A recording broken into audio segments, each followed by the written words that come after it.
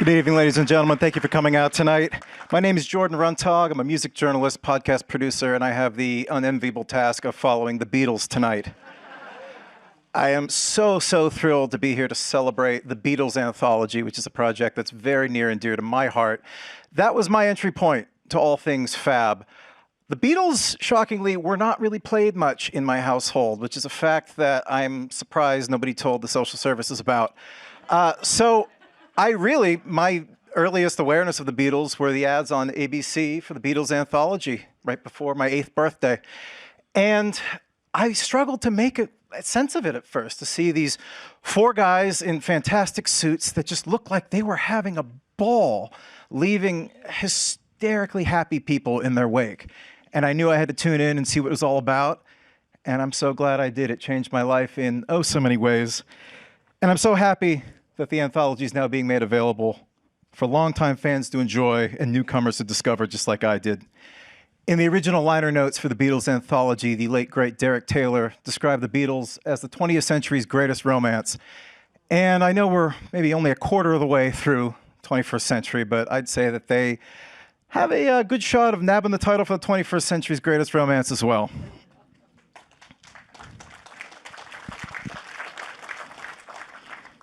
Beatle people know that when you meet a fellow fan, you become fast friends. And so I'd like to introduce some new friends to help us celebrate tonight. I'm excited to be joined by SiriusXM's resident Beatles expert, Tom Frangione.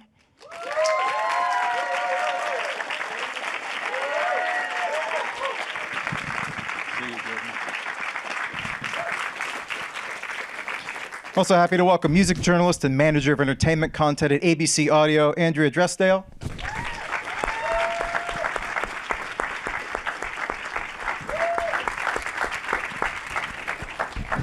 And please welcome a man who is likely up far past his bedtime, the host of Morning Joe, Joe Scarborough.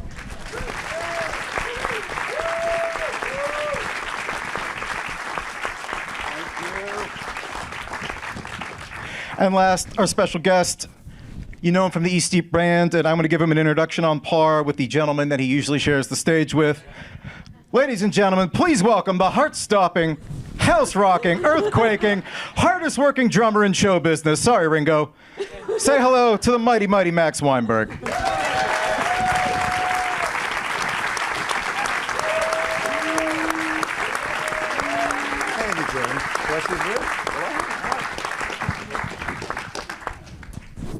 So glad you all could be here. Now, I got into my Beatles origin story, and I love asking people about theirs. It's very special to me. I don't have the memory of hearing the Beatles for the first time. It was just something that was always in my DNA. So I love to ask people who do have that moment when they actually remember dropping the needle on the record and hearing their music for the first time. Max, I know you were at day one in December '63, like long before Sullivan even. What is your memory of that moment? What was it about the music that made it so different? Well, I had a 7th grade friend who, for Thanksgiving, November '63, went to London with her family on her father's business trip. And she came back the next week, so it would have been the first week of December, with the Beatles, which was, I guess, the English version of Meet the Beatles. And I heard it. This was before the publicity of Billboard saying the Beatles are coming. And it sounded like the Everly Brothers with a different rhythm section to me. And I did immediately fall in love with that sound before I knew anything about the Beatles. And I'm still a Beatle maniac today. You gave a great interview recently on Ken Womack's podcast where you described the sound as like nothing I'd ever heard, but everything I'd ever heard, both at the same time, which I loved. That's exactly what it was. It was, I've been asked by young people what Beatlemania was like, what the Beatles were like back then, and it was, I said, imagine they were like the internet, the creation of the internet, or maybe the mobile phone, the cell phone. Really? Yeah, that's what it was like. It was like everything went from black and white to color, in your life as a teenager.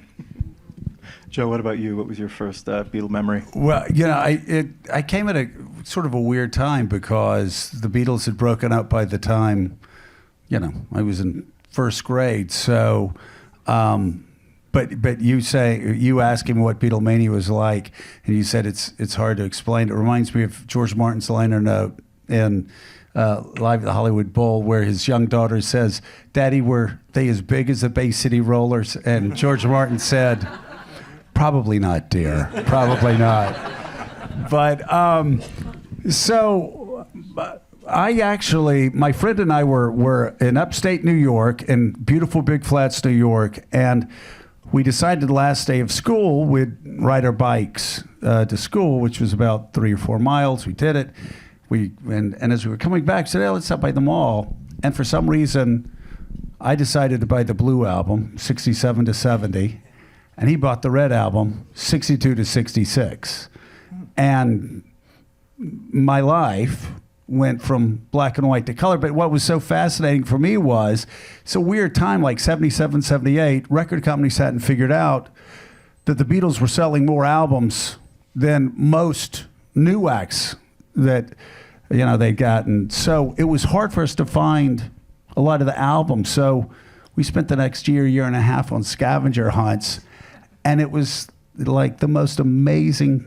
Just my world went from black and white to color, even in that way. Not seeing him on the Sullivan Show, not going through all that, but yeah, that was sort of the introduction to it. Andrea, how'd your life go from black and white to color? When I was 8, I started taking guitar lessons, and my first music book was 50 by Lennon and McCartney. Easy guitar, and my guitar teacher my guitar teacher he used to record the songs for me on cassette, because I was 8 years old. I had never really heard any of these songs before. So the first time I ever heard Beatles songs was my guitar teacher recording them on cassette for me. "I Want to Hold Your Hand," "All Together Now," all these things, and then I eventually heard all the real versions of the songs, and I'm like, oh, that's what it's supposed to sound like. And then when I got a little older and got really into music, then I was like binging on the Beatles, buying all their albums in one fell swoop, studying all the liner notes, learning everything I possibly could about them, because they were fascinating, and they still are. Tom, how about you? Well, we always had Beatles music in the house when I was a kid growing up, early 60s, let's say. About in the same age range, I think, as Joe. So I don't remember the day Sgt. Pepper came out. I'd have been 5. I tell people I don't know what the big deal was about the Beatles on Sullivan. I slept through the whole thing. I mean, I was a year and a half old. I mean, you cried. But, right. Again, you cried every day. But I kind of discovered. I knew of them. The music was in the house. Whether it was, my mom had records. Our babysitters had records. My cousins who lived upstairs from us had records. But I start. Cutting my musical teeth probably around the same time a lot of people do when you're about 12 or so, right? You really start to refine your taste, or at least identify what you like and what turns you on. And around that time, I'm in high school, and the big thing was, Wings, okay? I mean, Paul just was on the radio all the time. Elton John had a single of Lucy in the Sky with Diamonds. I said, I know that song. So it's not like I rediscovered it backwards. I knew that it existed, but there was something now saying there's a lot to this. And around the same time, like Andrea, I started playing guitar. And at that point saying, this is just too much. This is really, really good. I'm starting to understand why it sounds so good. And that's when I really start doing whatever I can. Remember, they're broken up at this point a few years. So I'm reading books about them and learning to play the songs on the guitar and things like that. And at that point, it just keeps going and going and going, and just hasn't looked back since. Now we're here to celebrate the re-release of the Beatles Anthology. I want to take it back to 1995 when it was first issued. There had been some television specials and shorter documentaries, but nothing on this scale. Yeah. How did the Beatles Anthology reshape the way the world understood the Beatles and their influence? Well, I think the most important thing is that you were hearing it in their own voices. That's the most important part. It wasn't somebody who said, I grew up in Liverpool and I know what that was all about, or I'm a musicologist and I know what this is all about. You were hearing the stories direct from them.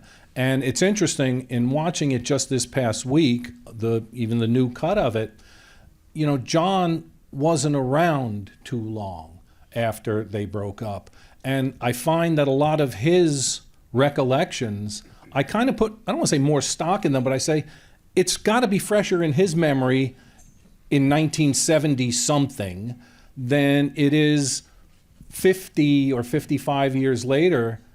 If Paul and Ringo are trying to remember the details, John told a lot of great stories about the Beatles in a lot of his interviews. And, some of the things that we get people calling us on SiriusXM on our talk show who say, well, who wrote that song? And, Paul says this in his book, but John, in 1972, was doing a Lennon and McCartney song by song and had some very specific details. And yeah, they overlap quite a bit, but each one of them has a little bit of a separate twist on it. So John's comments, again, because his life was criminally short after the Beatles, those recollections from him are truly priceless. They also are truly toxic. We were talking about this before. One of the remarkable things about Anthology, and before that, Peter Jackson's work in Get Back, is if you listened to John Lennon's interview with Jan Winter, and then you read the 71 book Lennon Remembers, all he wanted to do, and he admitted it later, was trash the Beatles' legacy, was to destroy the Beatles in his mind, destroy the Beatles in everybody's mind. And it's so funny, George Harrison came back to him in 74. So why do you say all those awful things? He was like, brother, I was stoned. Right? Yeah. Well, and then others, George Martin, and like 79 said, why did you say all those awful things about me? And he said, George, I was out of me head. His quote, I was out of me head. But the remarkable thing about Anthology, and also, and we were talking about this, Get Back, is when you actually look at them together. And I remember actually gasping while I was watching Get Back. You just sat there and you said, wait a second. I hope I don't offend anybody by saying this, but it was all bullshit.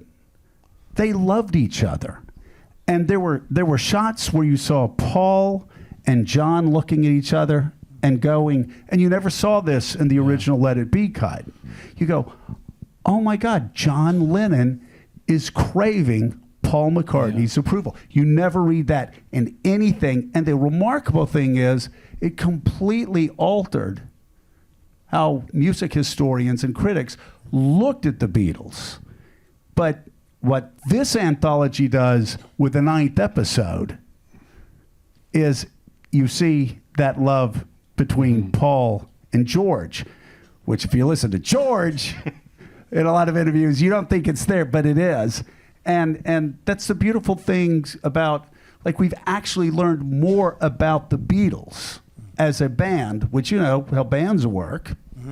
Right? and how complicated relationships can be in a band. At times. At times, yeah. But you see these films and you go, my God, at the end of the day, they love each other. Absolutely. It really is. And if you see Ringo, and to this day, he talks about, we were all about love and to expressing to the world. But they did love each other. To go through what they went through, particularly the touring years, and, well, the whole thing, but to be in that kind of fishbowl, they did love each other, but they also were, they were very competitive. And luckily for the Beatles, Ringo was, in the four of them, he could cut you down to size immediately. And I think what's gotten lost since that era of show business was that show business was largely controlled by publicists back in those days. You didn't know what people were thinking, generally, particularly in the 50s. the Beatles opened that up to a great degree. You see even these old interviews of Elvis where he's asked, in some sense, politically charged questions, and he says, well, I'm just a singer, I can't talk about that. But one thing, the turning point for me was, I think it was around 1981 or 2, Dejo Hoffman was their official photographer when they came in England a bit, and particularly when they came to America. He came out with a book of outtakes. And, you had all these images imprinted in your mind of the Beatles because it was so carefully controlled. And suddenly you saw the pictures they didn't use, which is a lot like the anthology. It's the stuff they didn't use. Yeah. As a Beatle fan, I never knew this stuff. I always kind of, Sgt. Pepper took 3 months. I mean, today it can take 3 months to order lunch in the studio. Yeah. And, so this treasure trove of material that is coming out. So you see the Beatles in a new way. You see them, in a sense, naked. It's very important. It's a document. And when you think that, this stuff was 50, 60 years ago, 30 years before I was born, Rudy Valley was, see the recognition of the audience? Even some of you white-haired like me. He was the big sensation. Of course, and you have Bing Crosby and Frank Sinatra, and they were all on the line, those single guys. The Beatles were the first band. Even Buddy Holly on Ed Sullivan was Buddy Holly. And the Crickets were later. Right. So, you saw these 4 guys who looked like each other. They looked like, the big thing was everybody was saying they have the Mo from the Three Stooges haircut.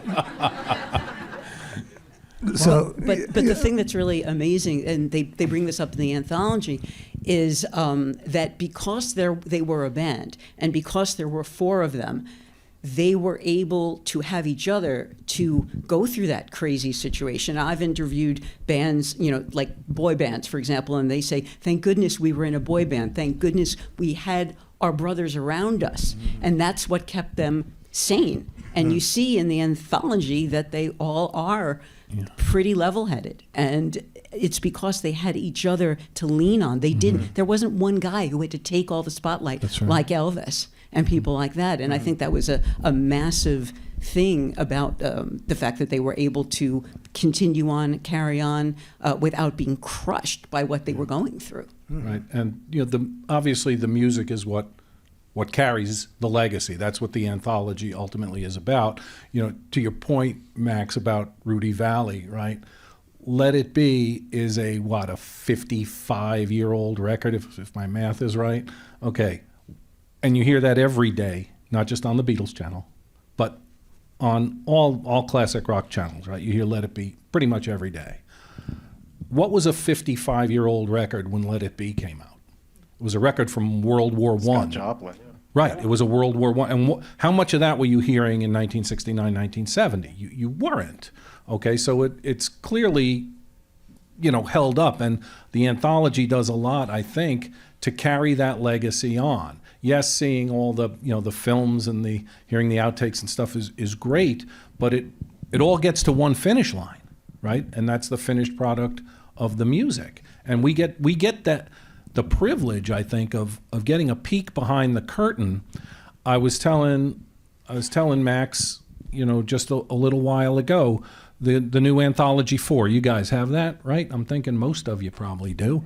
Okay, there's a great take on there of Paul singing "I've Just Seen a Face," great little bluegrass song, right? If you look at your other anthologies, there were 2 other songs recorded at that very same session. Okay, Yesterday, the quintessential ballad, and I'm Down, a little Richard rocker, and I've Just Seen a Face, one session. Okay, you get to see why, not only how good they were, but you get to see why they were so good. They were accelerating at such a pace that it had never been seen before, hasn't been seen since.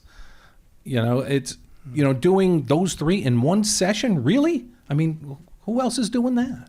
Well, to your point, though, when you said that, how did it reshape the way the Beatles were? I think that it did, based on your Beatles origin story. I think that it inculcated a whole new generation of fans into the Beatles. And every generation discovers the Beatles in a different way. In the 90s, that's how the new generation discovered the Beatles. And then 5 years later, with 2000, it was the One album. And then everything, the Beatles loved, Cirque du Soleil, all the subsequent Let It Be Naked, everything that's come out, everything has its own chance to capture a whole new group of fans.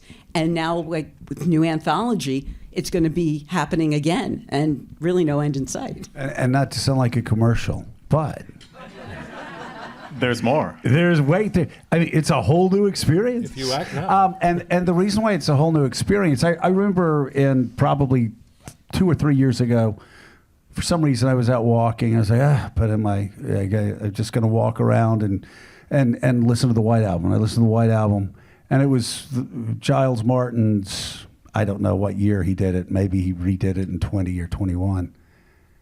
And I listened to it, and I was like, oh my God, wait, what? And I didn't realize it had, was remastered. And I picked up the phone, and I called John Heilman. I said, I've listened to this album 1,000 times. Why am I hearing John? This is so, it's like mind blowing. It's like it's the first time I've ever heard it. He goes, Joe, you're listening to the remastered one, right? And so the technology, that's on this anthology. Everything remastered again. Giles, and then you have what Peter Jackson's, all of his technology that's bringing voices out and helping you hear everything so much better. It really is, even though it's 55 years old. I'm an analog guy. I'm always like, I want to hear the album, I want to hear Born to Run from 75. Don't digitize it. In mono. In mono. But in this case, it's remarkable what we're hearing. And how it's shaped and it's so differently now. It's a whole new experience. Like, for instance, Across the Universe. Right? It's a great song, but I always hated the flange on John's voice. I hated all the things that Spector did, and it was all a wash. Well, in this anthology, there's a beautiful, clean version that now, 55 years later, I finally found my version of Across the Universe that's going to be, on every Beatles mix I have from now on. It's pretty remarkable how it again, technology in this case is actually making it better. But that will be somebody's first version. Right. And, Yeah. and they'll say, and they'll think that's how it always sounded. Yeah. Yeah, it's amazing the stuff that's on the CDs where it's a song but in a different version. So maybe it's, I don't know, The Long and Winding Road without the orchestra. Right. Or Got to Get You Into My Got Life to Get without You the Into horns. Without the horns or something. And it's rare for me anyway to find, never mind a Beatles song by any artist, where I say, I prefer that alternate version. But there are so many in the anthology that are so different.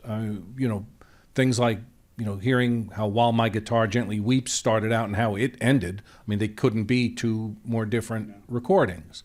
But as we want to know why they sound this good, the stories we'd heard for years from George Martin. Oh, I take one of Strawberry Fields with just the band and take 26 with just the orchestra, and I sped one up and I slowed one down and the keys matched and I made this little record out of it. Well, now we can hear how he did it.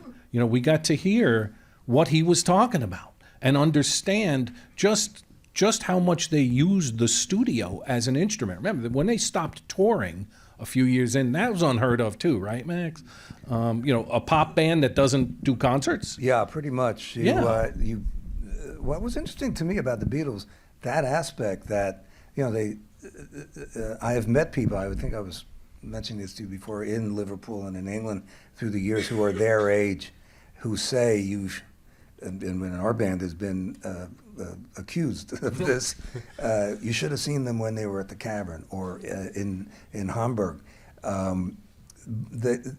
What they did, I can understand why the three of them wanted to stop playing live and touring, because it had gotten to the point where they couldn't hear each other. I had an interesting experience, if I could share it with you. I say this very humbly, I was at Ringo's house when As you do.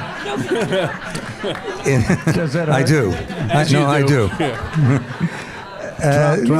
Drummers typically have a lot of time to kill, and we got to know each other. Anyway, I was there, and this is a true story. When he got a copy of the first anthology to review with comments. So I sat there in his little office with a TV and it was on Betamax or something. And he was giving me like a blow by blow of what was going on while he was taking notes of what he liked and what he didn't.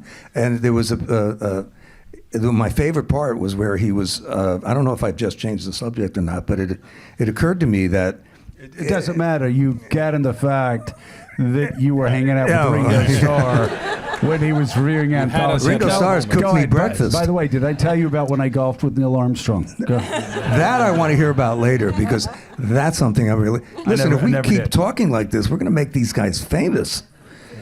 The Beatles, that Ringo, is. which one's that? Well, so he was talking about their performance of the Hollywood Bowl, and he's interpreting John's looking back at him. And he says, "Oh, John thinks I'm speeding up." And forget that he couldn't hear anything that was going on. One other thing that I witnessed when he first put his all-star band together, and Nils Lofgren was in it, and a couple of our other people, Lamont Helm and Clarence Clemens was in it. Somebody in the band at the first rehearsal, was complaining about the monitor sound. And Ringo let this go on for about 5 minutes, and then he said, "Gentlemen, let me tell you about monitors, right? Monitors are where you hear, TV, they call it foldback, right? You hear yourself. I don't want to hear anybody complaining about not being able to hear yourself." And of course, he didn't have to say much more than that. I mean, one of the great gems of the new anthology is just how cleaned up the live footage is. It's amazing to see, audio and visual. I mean, Max, for you watching the Beatles perform live, it must be a very different experience for you, being obviously in a band. What do you pick up on when you watch them interact on stage? Nuances and how they coalesce together? Well, they were a band. They were a true band. They played as a band, and in their case, they were thrust from the early days. And this is what happens with bands. They are your family in a sense, and then you grow up and you can see the transformation. It's a marvelous, incredible thing, as our fearless leader has said many times, to be working and creating with the same people, well, in our case, for over 50 years, but that you grew up with. And when you think that the Beatles did what they did in essentially 5.5 years, a new album every 3 months. That's why when Sgt. Pepper took 3 months, it was newsworthy. It was on the front pages. They were the trendsetters. They were the leaders. When I watched them, I never saw them live. I almost saw them live, but my girlfriend had the tickets, and 2 days before the concert at Shea Stadium in '66, she broke up with me. Oh. I still have not gotten over that, I must say. I never saw the Beatles live. Steve Van Zandt did in '65 at Shea Stadium. Wow. And he was positioned, he was 15. He was positioned where he could really hear. He was sort of in I guess it was left field. And he said he could hear as clear as a bell, and they sounded exactly like the record. So I never got to see them live. I did, however, play with 3 of them several times. So, and the girl who broke up with me, I still see occasionally, socially, and I've never let her forget it. But that's for another night, and that has something to do with the anthology.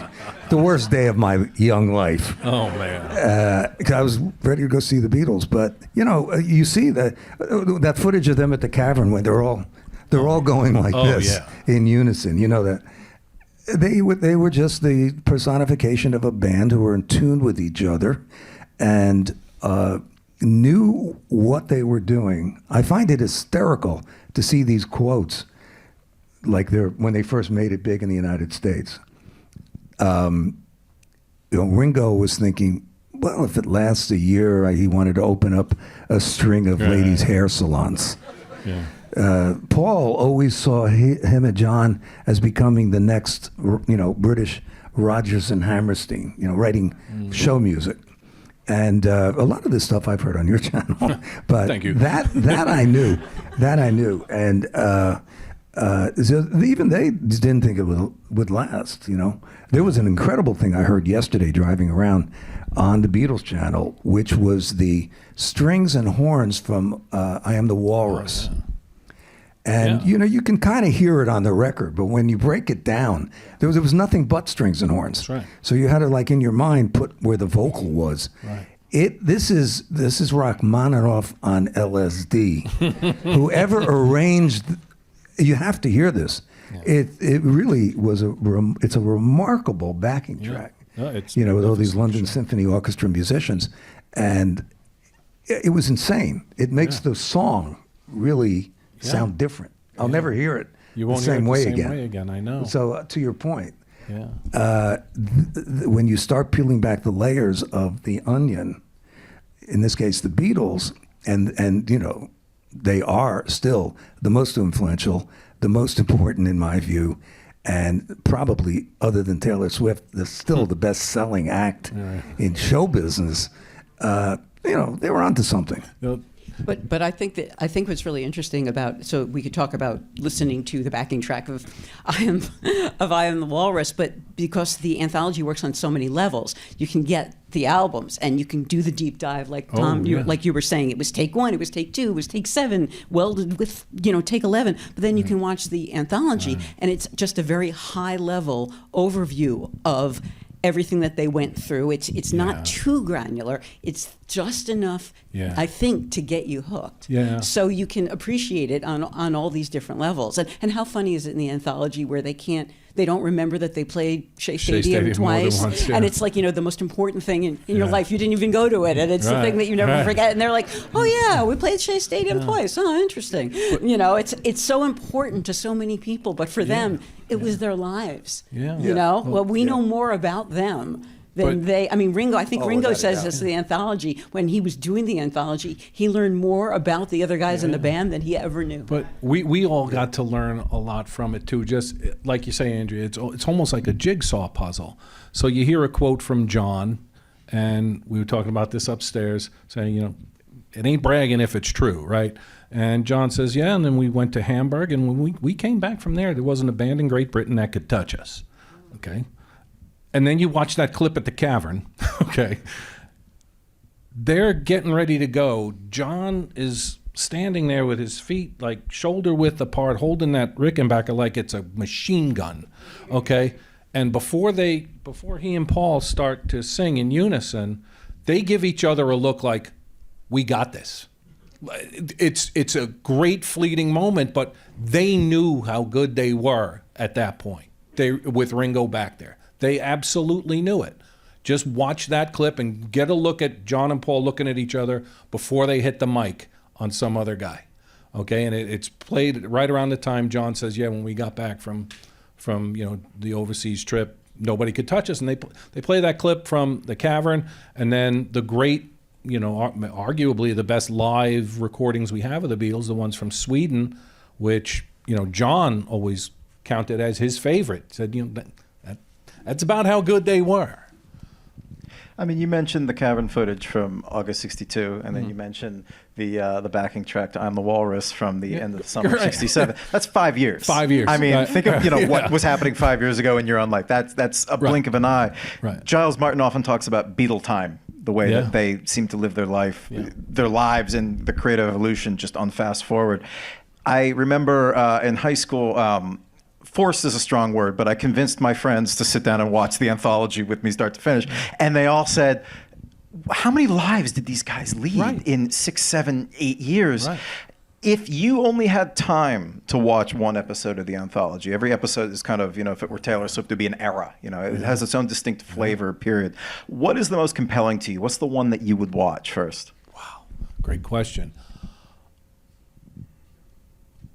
Wow, great. That's a great question. I mean, I've had the privilege to watch them all over the past week. I like just as they're coming back, like 63, they're coming back from Sweden and the overseas tour. They're probably at their peak of live performance, before the screaming, before the stadiums, before they couldn't hear each other. So that fall of 63 with the Beatles is about to come out. They're playing songs from it there. They're doing the Royal Variety Show, playing for the Queen. They're doing the big show over there, their equivalent of Ed Sullivan here, the Sunday night at the London Palladium. They're really at their live peak there. So I'm guessing that's episode 2, probably. That sound right? That's a story unto itself. Just how 1963 took off, right? We've heard those recordings they made on New Year's Eve in Hamburg of 62. By 365 days later, not even, right? Look what happened in 63, right? The first 2 albums. The first one stays at number 1 until the second one comes out. Okay? I Want to Hold Your Hand, She Loves You, From Me to You, Please Please Me. That's a pretty good record of singles for that year. They go on tour with Roy Orbison. Midway through the tour, where the Beatles are the undercard, they now become the headliner. This is really when Britain is getting the bug, okay? And I think that's just a glorious period in Beatle history. Joe, what about you? What is your preferred era if you had to pick one episode of the anthology? Well, I like the new one, 9, but I think my era is, we all naturally looked at Sgt. Pepper and what happened in the summer of '67, but what they did in 1966 actually is really more mind-blowing and really, I think, changed music more. I think Revolver, I've heard some reviews saying every track on Revolver influenced a completely different genre of music, of rock music that would come out of it. And, the thing we were talking about this before, the thing I love about Paul McCartney musically is he always believed in evolution, not revolution. He might do Helter Skelter on the White Album, but it'd also do Honey Pie. Right. And Right. piss off the rest of the band, or he'd do Martha, my dear. So it was always evolution, not revolution. But you start with Taxman, and you go through Revolver, and then there is literally nothing that prepares you for Tomorrow Never Knows. And the whole world changes there, because that's the segue to Sgt. Pepper. It's the same time Brian Wilson is doing Pet Sounds and Moving to Smile. I mean, this is the extraordinary period. This is just a creative burst. So I think that's probably my favorite era. Max, how about you? Well, that era, I was in high school, and it was a lot coming at you. It seemed like every other week. I always get a kick out of looking at the top 40. I'm dating myself here. That's easy these days. Top 40 hits, top 200. The variety of music, where before the Beatles, there wasn't that kind of variety of music. My favorite era is, I think a lot of it has to do with the fact that I'm a drummer, primarily, was the Beatlemania years. They did, starting with Sgt. Pepper, the Beatles did something rhythmically they'd never done before. And if there's any musicians, drummers out there, they went from straight time to alla breve, cut time, where it was boom, dun, dun, dun, dun, dun, dun, dun, dun. Then they went to dun, dun, dun, dun, dun, this. So they lost me a bit there. I did when Sgt. Pepper came out, I was 16. I didn't quite get it, and I was still sort of, so Beatlemania, the first 3 years, I would say, that was what really, grabbed me. Today I heard rock and roll music, their version of rock and roll music. It's incredible. So I guess I look back on that with nostalgia. Also, you could really do this in those days. I would attract attention in a music class because I could play the little drum break in I Feel Fine. People couldn't figure out how I could do that. I couldn't figure out how I do it. I could hear it, so I mimicked it. But, these were the building blocks of everybody who came later. And, in a lot of ways, the Beatles remind me of Spinal Tap in that, you see Spinal Tap as Mop Tops, and then they got to have every 3 or 4 months, they're changing. They're changing their music. They're changing their style. They all grew mustaches. They all had sort of shaggy haircuts.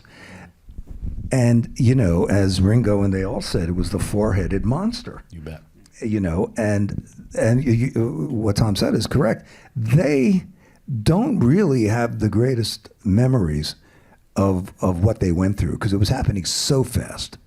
And of course there was, medication during this time, which is incredible. But Paul McCartney once said that one of the things they really noticed, and this was very interesting to me because we caught the tail end of this when we first started making records. You had to have a lab technician in a white coat who was official to make sure that the little VU meter wouldn't go into the red. Yeah. And so Paul made a comment about he knew they really were making it when the guy in the white lab coat didn't show up. And if they wanted to go in at 9 o'clock at night, one of the reasons they did 3 songs in 3 hours because there was someone else coming in to the studio. But they had the power where they ended up taking over the Abbey Road, studios. But he said that was and I remember when I read that, I could really relate to that because you'd have a guy in a white lab coat making sure you didn't destroy the equipment. Right. And that was the whole point, was to destroy the equipment. That was the sound. But then, they didn't get that. It doesn't sound good until it goes into the red. It's got to overload, But they actually wielded so much clout there, Max, with not just taking over the studio and can book it whenever they want, but the engineers there used to build things for them for effects that they wanted, like double tracking, vocal, the automatic double tracking. They said, "This is the effect we want. You're the engineers. See what you can do," and they would. I love the technology. So they create the double tracking thing where it causes your voice to drag a little bit. So and the reason they did it was because John Lennon became too lazy to double track his own voice. He goes, vocal. Can't you just invent something that will do my voice a second time? Yeah. And they still have it. You just go like that. You have to. Yeah. I'm sure you guys have all been to Abbey Road and seen the echo chamber, which is really just sort of like a boiler room under the stairs. And this is like the first echo chamber ever used in rock music. And it's like I said, it's just this. The engineers came up with it and they decided to use it, and then that became de rigueur. One of the great pictures of them is. The main studio they recorded in, both of those studios, one A and B, I guess, they were pretty big. And they're all in the corner of, you've seen these pictures, where they're all within about, 10 feet square, making all those records. Yeah. That always fascinated me because it was such a big sound. Yeah. And Ringo he's got one drum set until he got more drum sets. In fact, when they came here for their 65 tour, they didn't bring Ringo's drums. They only brought his cymbals. And Ludwig Drums gave him a drum set to use. So when they made those records, 1 or 2 mics, a little area, and this huge, huge sound. How do you create that, And as Joe was saying, they did a thing. They found out they could change the pitch by, in those days with tape machines, you had a little, it's called a capstan. Right. It was a little metal sleeve that rotated. And the people are back to analog now, but if you put Scotch tape around it, the capstan, it would slow the tape down slightly, so you could get an effect that way. So when you say they're using the studio as an instrument, that's exactly what they did. And people didn't do that. People basically reproduced before that. They went in, you make a record. You didn't experiment. They were the first, in my memory and from what I've read, they were really the first group of people, the 5 of them, and I'm including George Martin, who used the studio to experiment because it was too expensive. Well, they would experiment. They would also, though, as you dig into the techniques they used, they also cheated. Like they would speed up, if it was speed up Lennon's voice, or if it was to slow for, you're like, how does George play the solo in A Hard Day's Night, or the piano in My Life and everything, and they would slow the tape down half speed and go dun dun dun dun dun dun dun dun dun dun dun, and then speed it up, and it's dun dun dun dun dun. Same thing with the solo in A Hard Day's Night. The same thing, like you said, that speed it up, that slow it down. Yeah, What I it was find incredible how interesting, they'd use it. Yeah, that they would do that. It's interesting. I know when I listen to, let's say, Anthology 4, and there's a lot of these that are take one, and you go, wow, they're 90% there. They obviously rehearsed this or something, but even as early as 64, from what we hear on those tapes, there were songs that developed in the studio. Now, we know certainly for Pepper, White Album, Abbey Road, they have free run of the studio and could take as long as they wanted and could let those songs go from acoustic demos right on up to what we know as While My Guitar Gently Weeps. But even in the early years, I think on Anthology 1, if you listen to the last song of the album, Hard Day's Night, I'll Be Back, they loved doing waltzes, right? Babies in Black and stuff like that. And they're playing it as a waltz, except John has written a melody line that's not in a waltz time. It's in straight 4/4 time. And it doesn't sound good. And you just know intuitively something is wrong. And he gets to a point where he's lost so much in the rhythm where he says, I can't sing this. It's too hard to sing. And then, of course, some big thing happened. But all we get to hear is 1, 2, 3. And they go into the version we know, and we go, that's why it didn't sound good, because the rhythm track that they had built around it didn't line up to the melody line. Now, they didn't, and still don't, read or write a single note of notated music. They weren't trained in a traditional sense. Everything was intuitive and instinctive and by ear. They knew that wasn't right. And I'm sure George Martin guided that quite a bit, but the sound of it, they knew intuitively it wasn't, that's not how the song is going to end up. Martin undoubtedly tells them, this is why you've got a melody line in 4/4 and a rhythm track in 3/4, and that's not going to work ever. And it just comes out. You get to even more weird time signatures years later. One of my favorites is listening to Here Comes the Sun, right? George is playing it, and that middle part, where they do the sun, sun, sun, here it comes, Ringo sits it out for the first couple of times. And then he just does it, just gets the markers in there. And like by the 4th time, he's got that fill, and it's in a very, very unique Indian rhythm, those fills in there. And he's got it figured out in 4 bars or 4 attempts through it. So it's that instinct that we get to hear. And I marvel at it, just saying they were never trained how to do any, or you could say, well, it's because you have to hit it on the 4 or on the 2 or on the 1, or they didn't know enough to do that.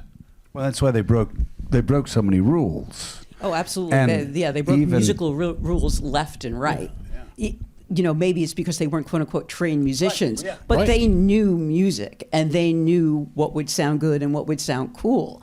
But musically, in theory, like in terms of true music theory, they were breaking rules all the time. You even take something like, and what's incredible is they would break rules, they would change time structures, and it would sound so natural. Like even something like All You Need Is Love. They're constantly just kind of, we'll go 3/4, now we're 4/4, now we're 3/4. And they'd break rules, and yet it's something that everybody could sing along to. And when they on break the radio. rules, it becomes Beatlesque. And then incredible. every time people break that same rule, oh, it's Beatlesque. You listen to some ELO record, for example, or Billy Joel's The Nylon Curtain. Oh, it's Beatlesque because he's breaking the same rules that the Beatles broke back then. Also, one important part of that is they were songwriters, rock songwriters. So invariably, as you say, breaking the rules, you would have, if it was in 4/4, you might have, typically when songwriters were writing for singers, they wouldn't do these little tricky things. But songwriters, they might, and this happens to me all the time, has happened. I don't record that much anymore, but when we do, there'll be a bar of 2 because that's where the words end. So you have to figure out, where that is, or it could go into 3. And that's very, very common in singer-songwriter music. They're just not done with the phrase yet, but it might be in a different time signature, just those 2 bars. And it can be confusing. Drummers, and I've talked to drummers about this, typically when you get to that, you just play through it. You just keep it going, and it eventually turns itself back on itself. You would know this better than anyone in the room, Max. How many different time signatures are there in a song like "Happiness Is a Warm Gun"? I mean, it's like a little mini suite of songs in and of itself. But there are so many different time signatures. Dick Clark would never play it, right? You can't dance to it because it's that many different time signatures, right? I mean, well, and then go to Greek music. Right. Or, sub-Saharan African music, which has multiple time signatures going on simultaneously among 12 different people. A lot of times, particularly in rock records, it's because of an awkward edit. Really? Yeah, where they'll cut a beat off. And we would always, if I could inject a little personal observation, we'd always look for those magic moments where there was a mistake, or Charlie Watts was famous for doing this, of playing a fill in an awkward place. It was genius. It didn't just bom chorus. He would do it in the middle of something, and you when you're making records, particularly if you're all playing together, which they did on all those basic tracks, what comes off in this anthology is how really good they were, and Ringo in particular, who had his part down right away, and there was no, well, we have the drums, we'll put the guitars on. He had to play it. I never knew they did that many takes. 27, take 27. Most of them were interrupted, and they were so hysterical with each other in the studio, they never got past.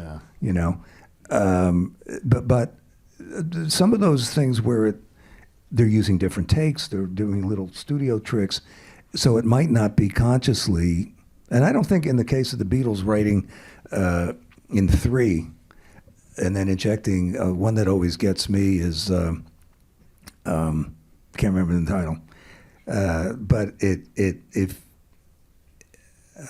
goes from 4/4 to 3/4. And as a young drummer, I couldn't figure out what that was. But you don't want to learn so much as a musician that it inhibits you from doing what you don't know how to do. Right. Can you talk about your favorite part of Anthology? We were talking about it upstairs, and I thought it was a beautiful part. On episode 9, yes. Yeah, episode 9, yeah. George, Ringo, and Paul are on the floor of Studio 2, and Ringo and George are giving Paul grief about being the workaholic. You know, oh, he must have run out of beauty pageants to judge. That's why he wants to get us back in the studio. And they're ragging on him, and it's very sweet and brotherly. And Paul, in a very uncharacteristically unguarded, very unvarnished moment, just with pure earnestness, goes, I love working with the Beatles. And it's very, very, very sweet. I love making music. It's with you guys. It's my great joy in life.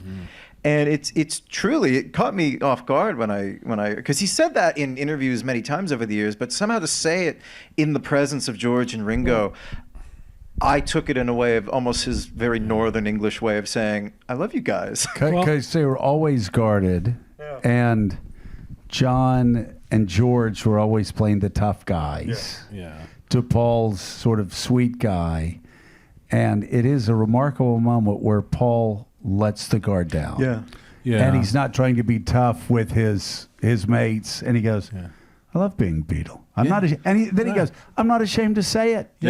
No, your point before, Joe, about, John saying a lot of, acerbic things about the Beatles, and, depending on mood and day of the week, he also would say things very defensive of them. He could attack the Beatles, but if Mick Jagger attacked but the no Beatles, one else could. That's exactly right. Fast. There's an incredible letter. You can find it in all the places you find these things, where Todd Rundgren had written a letter to the New Musical Express saying, well, the Beatles weren't, all this, and they had only one style, which was being the Beatles, and John wrote this letter back. I just would have hated to have been Todd Rundgren reading this letter. No, but he would say things about Ringo and Charlie, saying, you want to know who the best rock drummers are? Ringo Starr and Charlie Watts, no question. And he would defend them. And, you see it in a lot of his interviews, when a famous one when he was on Monday Night Football with Howard Cosell. When he's warm about the Beatles, it's just so reassuring to know that when he was clear, and had presence of mind, that he too felt that way. I have a friend here in the audience who produces the Fest for Beatles fans, and John told him famously, I'm all for it. I'm a big Beatles fan too. I mean, what more could you ask for, right? That's why my favorite part in 9 is when Ringo and George and Paul are sitting on the grass, and Ringo's like, this has been a really great day for me. I love you guys. I love hanging out with you guys. And it's just, it's again, it's like one of those moments where it's so sweet to hear them. And I think 9 is the one that I certainly was most excited about watching, not just because it was new, but just because they were all together. And creating. And recording the extra songs with John's tape, but also just being in the studio again and, playing some old rock and roll songs and just Blue Moon of Kentucky and things like that. Yeah. And you got to see them interact as middle-aged men. And that's, I think, where you could really see that the love was still there. And I think even George said something like, there's been enough water under the bridge that we're all, that we've gone past it and we're all friends again. And he says, it's really sad for me that John isn't here, because I think John would have really enjoyed it. John didn't get to have that perspective of the benefit of time having gone by. I think it was also and Paul still talks about it now when people ask, do you have any regrets? And he said, well, where we came from, you didn't say, I love you to another guy. Right. But yet that's what you see playing out in episode 9 here. It's what you see playing out. And that's what makes it so special. To the point we were talking about before with the Get Back movie, where you say, no, wait, they are having fun and they are being creative, and there is a good vibe in the room. There are albums worth of interviews, the David Wigg interviews from that time, where they're just saying, my God, the Let It Be sessions, it was like watching small animals get tortured. It was brutal. It was the winter of discontent. It was miserable and it was bad. And those are contemporary interviews. But again, I think anyone could really say, well, I'm kind of guilty of that too. Like I said, well, what a lousy day at work I had today, and I have one bad one after the next. But then, at the Christmas party, you say, we had a pretty good year. Where the time gives it some perspective, right? But it's interesting how it gets framed. Whoever was the first one in, like when Lennon did that interview where he did song by song, that framed everybody's understanding of the Beatles for years and years and years. That, and again, the Let It Be album. But David Rimnick, editor of the New Yorker, had told me that he was watching the first run through of Get Back, and he said Paul was watching on the screen, and all these years the Beatles had just trashed him, saying this was the worst idea ever, and again all framed by what was said after the breakup. And he looked up, and David Rimnick said that Paul turned to him and he goes, "It was a good idea after all. Look at us. Yeah. We were having fun," and you could see it. Yeah, the other thing that was important is in episode 9, the three surviving Beatles had all had significant success on their own. And there is this feeling that when they were the Beatles, it was Paul and John, and to us they were the four guys, but internally, John was not a workaholic, Paul was. So the fact that Ringo is, to this day, still says he had 17 top 10 records. Not when he was in the Beatles, but post-Beatles. So all of that, it is true that, a lot of water under the bridge, but they had significant success. I truly believe they would have never gotten back together again. Because of that success that they each individually had. Yeah, it would be difficult, I think, to capture. It wouldn't be fun if this is me speculating. You mean like too much pressure? No, not even the pressure. Just now you're,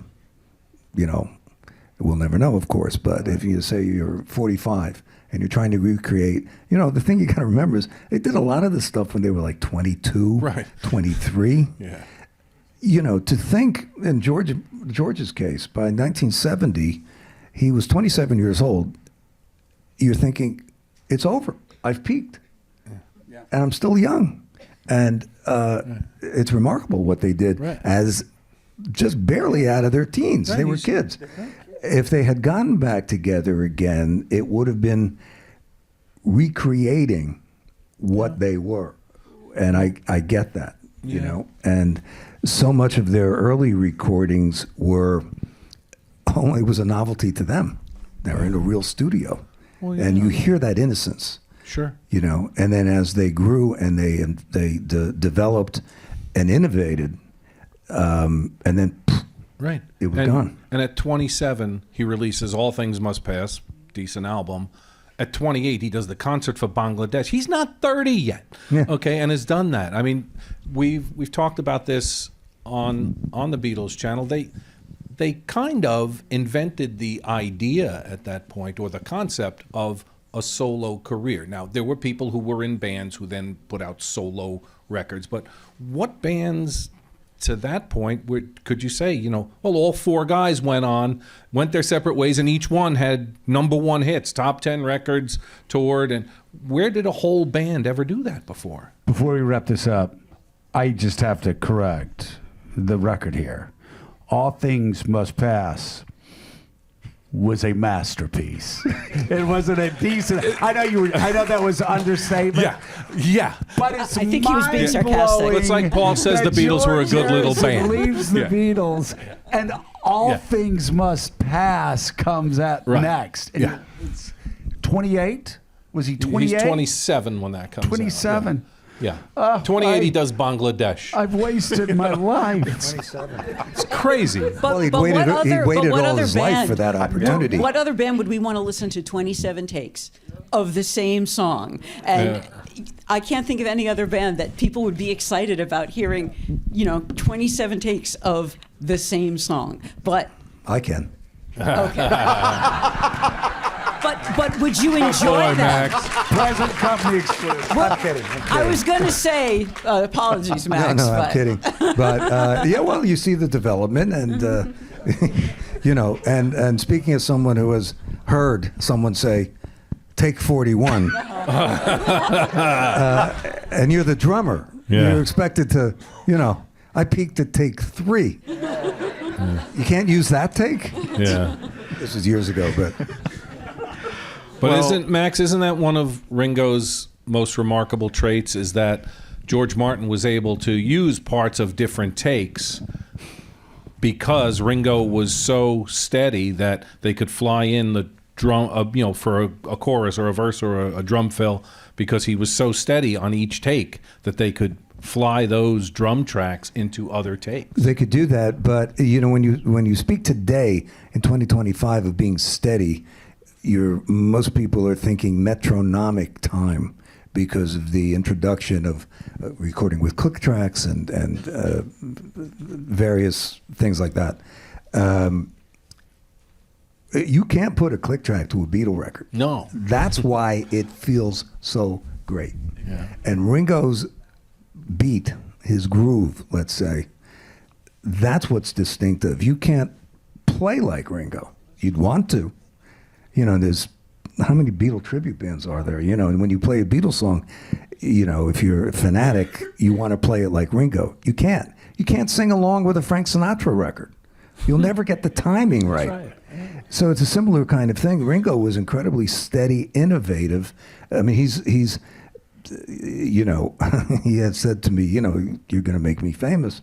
He is to 60s drummers and music business in general what Gene Krupa was in the 30s. Mm-hmm. He put the spotlight on the drummer. If you wanted to be a drummer, you had to play like Ringo. You had to try to play like Ringo because he broke every rule.